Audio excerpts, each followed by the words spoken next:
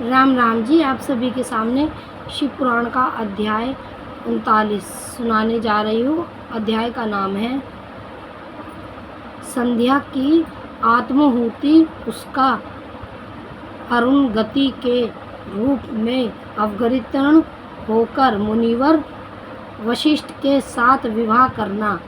ब्रह्मा जी का रुद्र के विवाह के लिए प्रयत्न और चिंता तथा भगवान विष्णु का उन्हें शिवा की आराधना के लिए उपदेश देकर चिंता मुक्त करना। ब्रह्मा जी कहते हैं, नारद जब वर देकर भगवान शंकर अंतर्ध्यान हो गए, तब संध्या भी उसी स्थान पर गई जहाँ मुनि मध्यतिथि यज्ञ कर रहे थे। भगवान शंकर की कृपा से उसे किसी ने वहाँ नहीं देखा। उसने उस तेजस्वी ब्रह्मचारी का स्मरण किया जिसने उसके लिए तपस्या की विधि का उपदेश दिया था। महामुने पूर्व काल में महर्षि वशिष्ठ ने मुझ परमेष्टि की आज्ञा से एक तेजस्वी ब्रह्मचारी का वेश धारण करके उसे तपस्या करने के लिए उपयोगी नियमों का उपदेश दिया था। संध्या अपने को तपस्या का उपदेश देने वाले उन्हीं ब्रह्मचारी ब्राह्मण वशिष्ठ को पति रूप में उसे मन में रखकर उस महायज्ञ में प्रज्वलित अग्नि के समीप गई। उस समय भगवान शंकर की कृपा से मुनियों ने उसे नहीं देखा। अग्नि में प्रवेश हो गई। उसका पूर्णोड़ाश्याम शरीर तत्काल गंध हो गया। उस पुरोड़ शाड़ की अलक्षित गंध सब और फैल गई। अग्नि ने भगवान शंकर की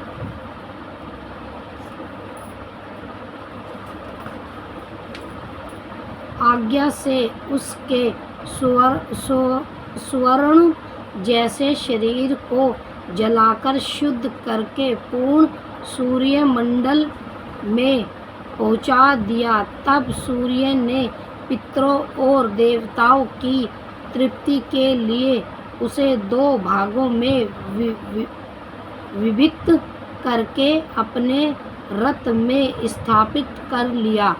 मुनीश्वर उसके शरीर का ऊपरी भाग प्रातः संध्या हुआ, जो दिन और रात के बीच में पड़ने वाली आदि संध्या है, तथा उसके शरीर का शेष भाग शय्यान संध्या हुआ, जो दिन और रात के मध्य में होने वाली अंतिम संध्या है। शय्या संध्या सदा ही पितरों की प्रसन्नता प्रदान करने वाली होती है। सूर्योदय से पहले जब अरुणोदय हो, प्राची के शिक्षित तेज में लाली छा जाए, तब प्रातः संध्या प्रकट होती है, जो देवताओं को प्रसन्न करने वाली है। जब लाल कमल के समान सूर्य अस्त हो जाते हैं, उसी समय शय्यान संध्या का उदय होता है, जो पितरों को आनंद प्रदान करने वाली है। परम दयालु भगवान शिव ने उसके मन सहित प्राणों को दिए शरीर से युक्त देहधारी बना दिया। जब मुनि के यज्ञ की समाप्ति का अवसर आया, तब वह अग्नि की ज्वाला में महर्षि मदध्यतिथि को तपाए हुए सूर्यणी की सी क्रांति वाली पुत्री के रूप में प्राप्त हुई। मुनि ने बड़े अमोदध्याय के साथ उस समय उस पुत्री को ग्रहण किया। उन्होंने यज्ञ के लिए उसे नहलाकर अपनी गोद में बिठा लिया। शिष्यों से घिरे हुए महामुनि मदध्यतिथि को बड़ा आनंद प्राप्त हुआ। उन्होंने उसका नाम अरुणगति रखा।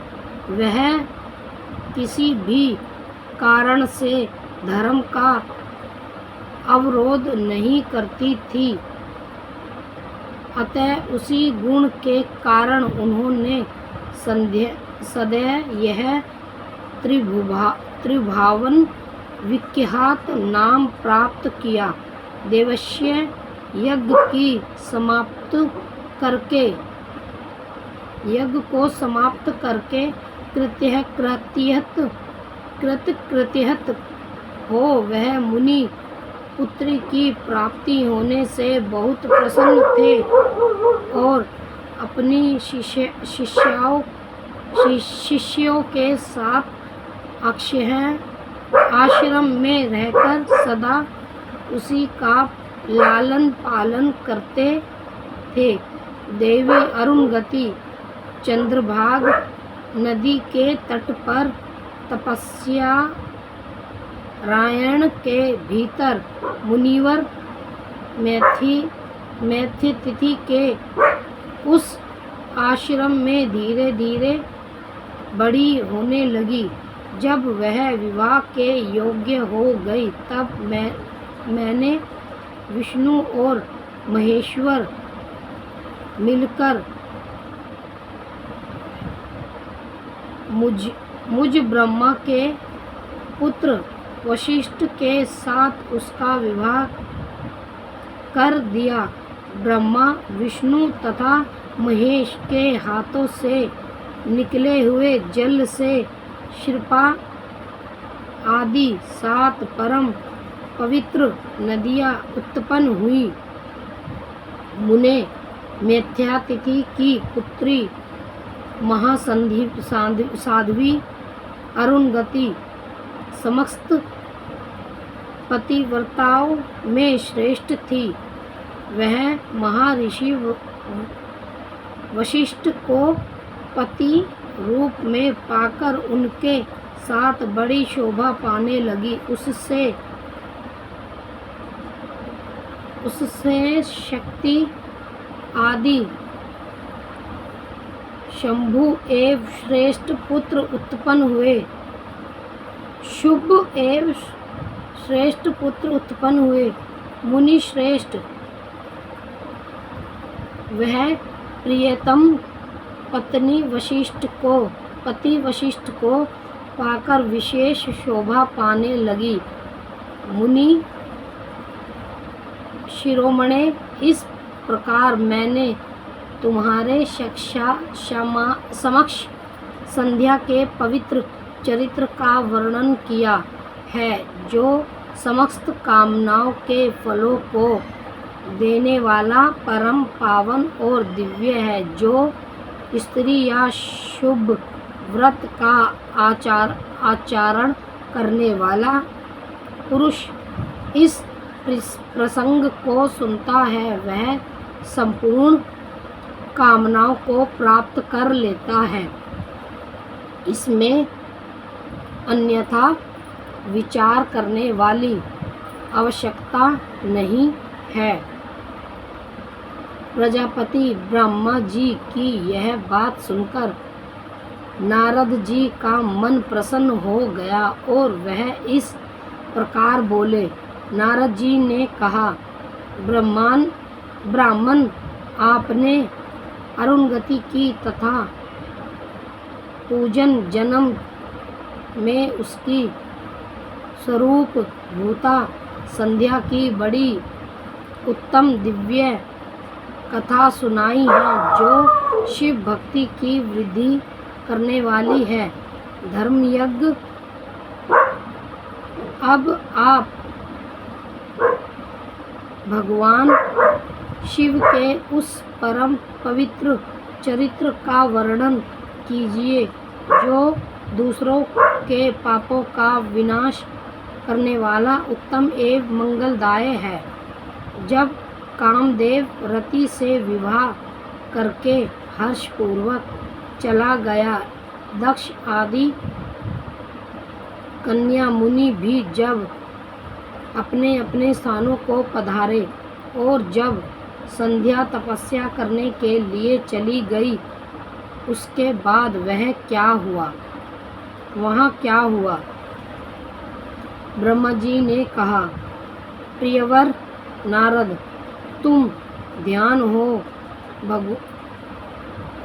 धन्य हो, भगवान शिव के सेवक हो।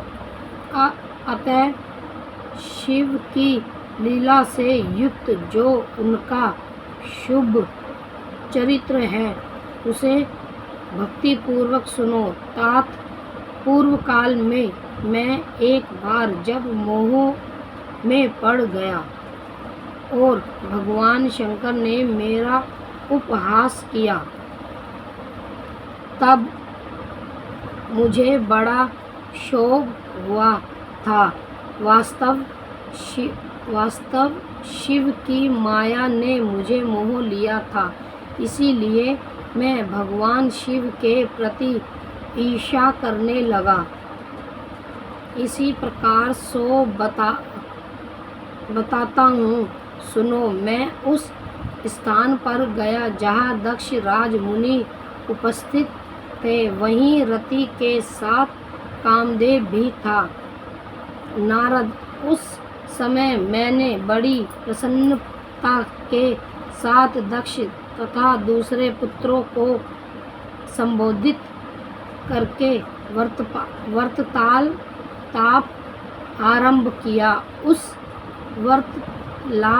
वार्तालाप के समय मैं शिव की माया से पूर्णतः मोहित था। अतः मैंने कहा, पुत्रों, तुम्हें ऐसा प्रयत्न करना चाहिए जिससे महादेव जी किसी कमनीय क्रांति वाली स्त्री का परिग्रहण करें। इसके बाद मैंने भगवान शिव को मोहित करने का भार रति सहित कामदेव को सौंपा। कामदेव ने मेरी आज्ञा मानकर कहा, प्रभु, सुंदरी स्त्री ही मेरा अक्षत्र है। अतः शिवजी को मोहित करने के लिए किसी नारी की सृष्टि कीजिए। यह सुनकर मैं चिंता में पड़ गया और लंबी सांस खींचने लगा। मेरे उस निश्चय से राशि पुष्पों से विभूषित वास्तलह का प्रादुर्भाव हुआ। वास्तहन और मलाय नील यह दोनों मदन के सयाह हुए।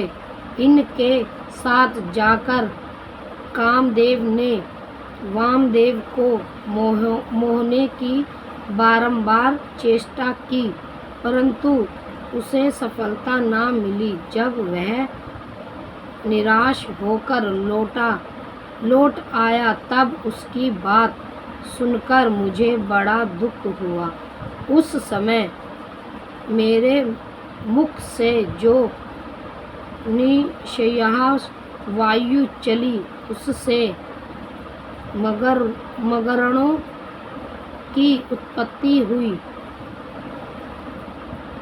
उन्हें मदन की सहायता के लिए आदेश देकर मैंने पुनः उन सबको शिव जी के पास भेजा, परंतु महान प्रयत्न करने पर भी वह भगवान शिव को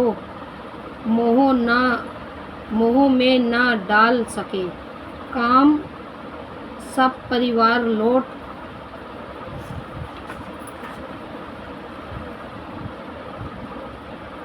आया और मुझे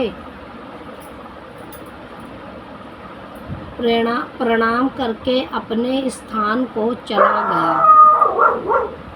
उसके चले जाने पर मैं मन ही मन सोचने लगा कि निर्विकार तथा मन को वश में रखने वाले योग परायण भगवान शंकर किसी स्त्री को अपनी संध्याधारिणी बनाना कैसे स्वीकार करेंगे। यही सोचते सोचते मैंने भक्ति भाव से उन भगवान श्री हरि का सिमरण किया जो साक्षात शिव स्वरूप तथा मेरे शरीर के जमाता है। मैंने दीन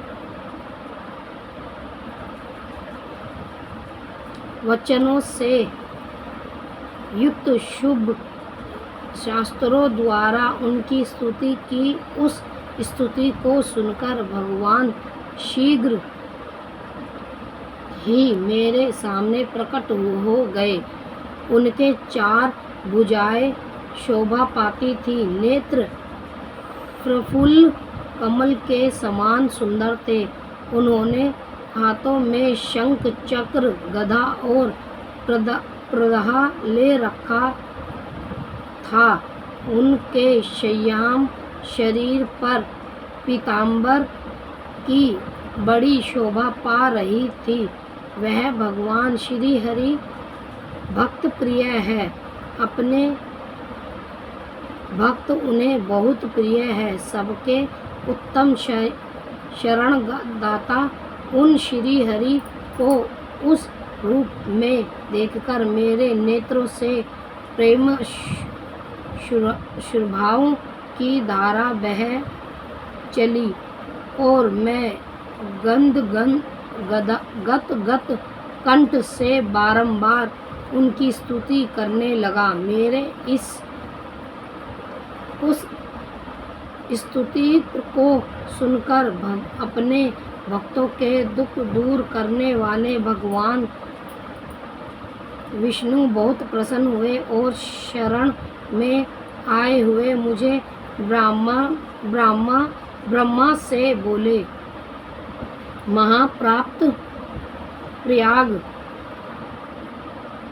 महाप्रयाग विधात लोक स्पृह ब्राह्मण, तुम धन्य हो। बताओ तुमने किस लिए आज मेरा सिमरण किया है और किसी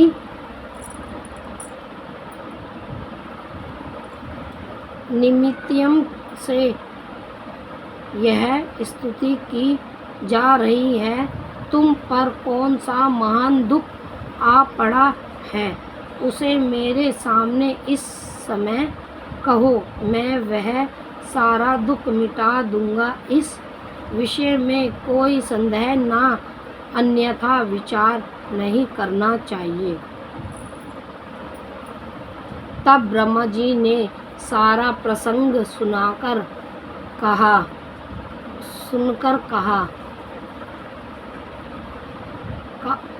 कहा केशव आदि भगवान शिव किसी तरह पत्नी को ग्रहण कर ले तो मैं सुखी हो जाऊंगा। मेरे अतः अंत कारण का सारा दुख दूर हो जाएगा। इसी के लिए मैं आपकी शरण में आया हूँ। मेरी यह बात सुनकर भगवान मधुसूदन हंस पड़े और मुझ लोक इष्टः ब्राह्मण का हर्ष बढ़ाते हुए मुझसे शीघ्र ही यो बोले, विधात तुम मेरा वचन सुनो। यह तुम्हारे भ्रम का निवारण करने वाला है। मेरा वचन ही वेद शास्त्र आदि का वास्तविक सिद्धांत है। शिव ही सबके कर्ता भर्ता पालक और हरता है। हर संहार है। वह ही परमात्मा है। पर ब्रह्मा परमेश्वर निर्गुण नित्य अनिदेश्य निर्वणीय कार अद्वितीय अच्युत अनंत सबका अंत करने वाले स्वामी और सर्वव्यापी परमात्मा एवं परमेश्वर है। सृष्टि पालन और संहार के कर्ता, तीनों गुणों को अक्षय देने वाले व्यापक ब्रह्मा विष्णु और महेश नाम से प्रसिद्ध रजोगुण सतोगुण तथा तपोगुण परे माया से ही भेद युक्त प्रतीत होने वाले निरीह माया रहित माया के स्वामी या प्रेरक चतुर सरगुण स्वतंत्र आत्मानंद स्वरूप निर्विह काल्प आत्मराम निर्देश्य है। भक्त परवंश सुंदर विग्रह से शोभित योगी नित्य योग परमायणम योग मार्गदर्शन 11वीं गर्भहाराही लोकेश्वर और सदा दीनवासक कल है। तुम उन्हीं की शरण में जाओ। सर्वथा माना शंभु का भजन करो। इससे संतुष्ट होकर वह तुम्हारा कल्याण करेंगे। ब्राह्मण यदि तुम्हारे मन में यह विचार हो कि शंकर पत्नी का परिग्रहण करे तो शिवा को प्रसन्न करने के उपदेश से शिवा का स्मरण करते हुए उत्तम तपस्या करो। अपने उस मनोरथ को हृदय में रखते हुए देवी शिवा का ध्यान करो। वह देवीश्वरी यदि प्रसन्न हो जाए तो सारा कार्य सिद्ध कर देगी। यदि शिवा सगुण रूप से अवतार ग्रहण करके लोक में किसी की पुत्री हो मानव शरीर ग्रहण करे तो वह निश्चय ही महादेव जी की पत्नी हो सकती है। ब्राह्मण तुम दक्ष को आज्ञा दो। वह भगवान शिव के लिए पत्नी का उद्यापन करने के लिए निमित्त सर्वोत्तम भक्ति भाव से प्रयत्न पूर्वक तपस्या करे। तात शिवा और शिव दोनों को भक्त के अधीन जानना चाहिए। वह परम ब्रह्मा स्वरूप होते हुए भी स्वेच्छा से सगुण हो जाते हैं। विधे भगवान शिव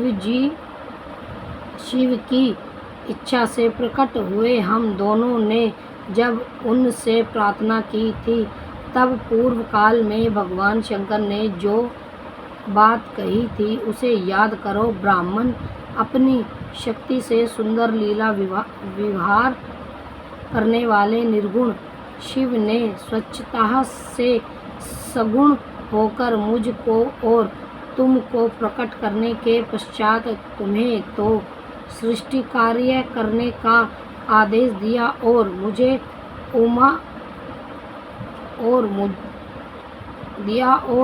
उमा सहित उन अविनाशी सृष्टिकर्ता प्रभु मुझे उस सृष्टि के पालन का कार्य सौंपा।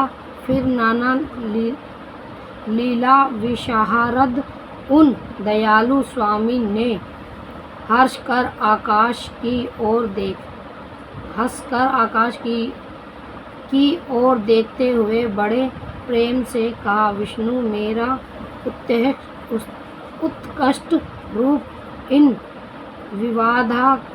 विवादा के अंग से इस लोक में प्रकट होगा, जिसका नाम रुद्र होगा। रुद्र का रूप ऐसा ही होगा जैसा मेरा है, वह मेरा पूर्ण रूप होगा। तुम दोनों को सदा उनकी पूजा करनी चाहिए, वह तुम दोनों के संपूर्ण मनोरथों की सिद्धि करने वाले होंगे। वही जगत की प्रलय करने वाला होगा। वह समस्त गुणों का दृष्टा, निर्द्वेष एवं उत्तम योग का पालक होगा। यद्यपि तीनों देवता मेरे ही रूप है, तथापि विशेष रुद्र मेरा पूर्ण रूप होगा। पुत्रों, देवी उमा के भी 3 रूप होंगे। एक रूप का नाम लक्ष्मी होगा, जो इन श्री हरि की पत्नी होगी। दूसरा रूप ब्रह्माणी सरस्वती है। तीसरा रूप सती के नाम से प्रसिद्ध होगा। सती उमा का पूर्ण रूप होगी, वह ही भावी रुद्र की पत्नी होगी। ऐसा कहकर भगवान महेश्वर हम पर कृपा करने के पश्चात वहाँ से अंतर्ध्यान हो गए और हम दोनों सुखपूर्वक अपने अपने कार्य में लग गए। ब्राह्मण समय पाकर मैं और तुम दोनों संपत्ति हो गए और साक्षात भगवान शंकर रुद्र नाम से अवतीर्ण हुए। वह इस समय कैलाश पर्वत पर निवास करते हैं। प्रजलेश्वर अब शिवा भी सती नाम से अवगणित होने वाली है, अतः तुम्हें उनके उत्पादन के लिए ही यत्न करना